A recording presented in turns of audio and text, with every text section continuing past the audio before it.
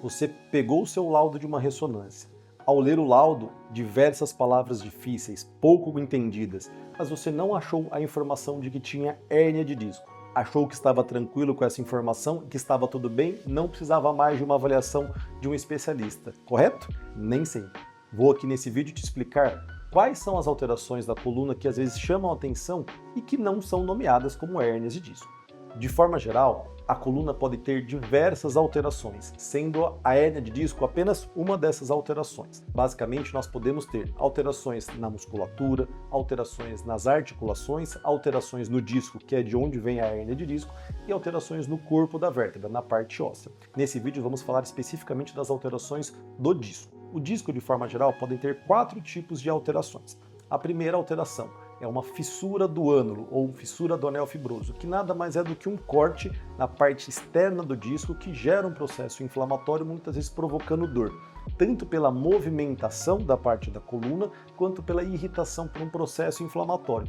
Igual um exemplo semelhante que eu costumo orientar é igual um corte na pele, que fica aquele vermelho ao redor do processo inflamatório. Isso também provoca dor e muitas vezes é uma grande limitação na movimentação do dia a dia do paciente. A segunda alteração, que é uma protusão do disco. A protusão nada mais é do que como se fosse uma pressão do material interno do disco nessa borda, nesse anel externo, e esse material vai na direção de onde estão os nervos passando. Essa parte pode gerar uma compressão neurológica e pode provocar dor, tanto pela compressão do nervo, quanto só pelo processo da pressão nessa parte do anel externo.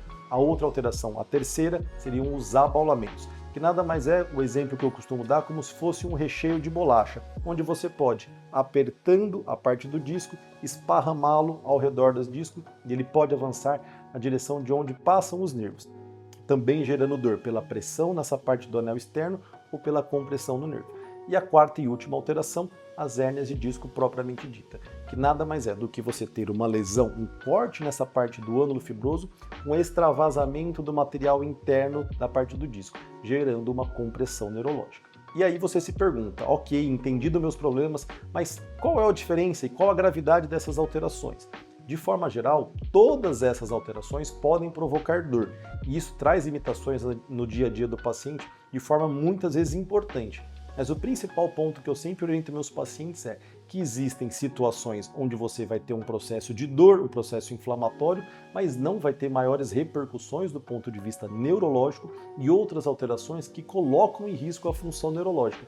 E esse é o ponto importante. Por quê? Porque todas essas alterações, com exceção da fissura, que é apenas um corte na parte do disco, elas podem gerar o que nós chamamos da compressão neurológica.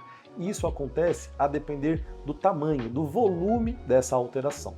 Então, o ponto mais importante não é avaliar somente o laudo, o que está escrito no laudo. Se você não tem hérnia no laudo, nem sempre é uma situação boa. O mais importante do especialista é avaliar a imagem, para você ver se de fato o nervo está passando livre, se o espaço está preservado e se não há compressão neurológica. Mais importante do que ter hérnia é saber se você realmente tem alguma alteração que está gerando uma compressão neurológica, pois protusões podem ser muito mais volumosas e sintomáticas do que hérnias de disco pequeno. O ponto principal é que você tem que ter a orientação de um especialista que vai analisar o seu exame, vai fazer o exame físico para ver se tem alguma correlação nesses achados, aí sim direcionar um tratamento de uma forma mais específica e assertiva para o seu caso. Se você ficou na dúvida, acha que tem hérnia ou tem dúvida sobre qual o real problema da sua coluna, não deixe para depois, agende um especialista para uma avaliação e te orientar no melhor tratamento possível.